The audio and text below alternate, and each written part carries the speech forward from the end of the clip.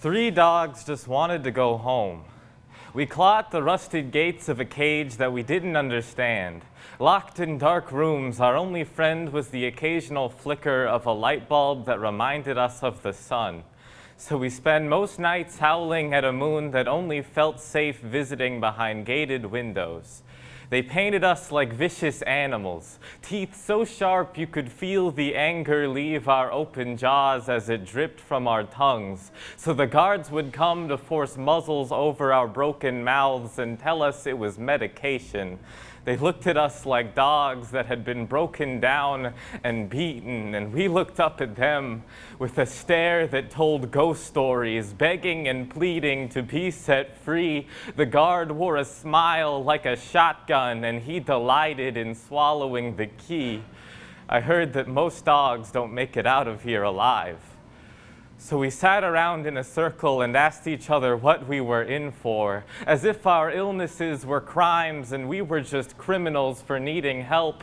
But now we were brothers, bonded by blood, understanding each other in a way that is usually reserved for war veterans. But there were no badges made for animals. Three dogs just wanted to go home.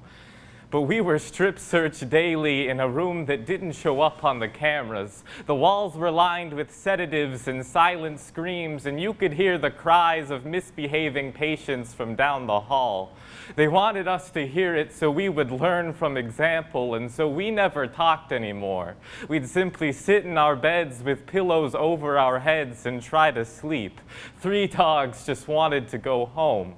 One of which is still there, being heavily medicated to the point where his brain has just become strings to a puppet that he watches in the mirror. His parents gave up on him years ago after he started drinking and doing drugs. He was no longer the cute puppy that was worth adopting. He was just left in the kennel. Two dogs just wanted to go home. But this dog never got to. Wearing a collar fashioned out of his own hair, they found him hanging from a noose that was tied to the sun, and that light bulb never fucking flickered again.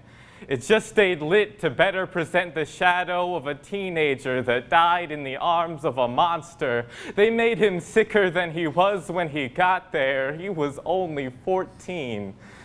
One dog just wanted to go home. And I did.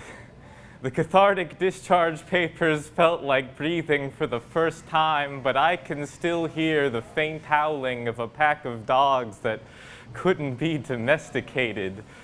I am the lucky one, and I will never stop barking.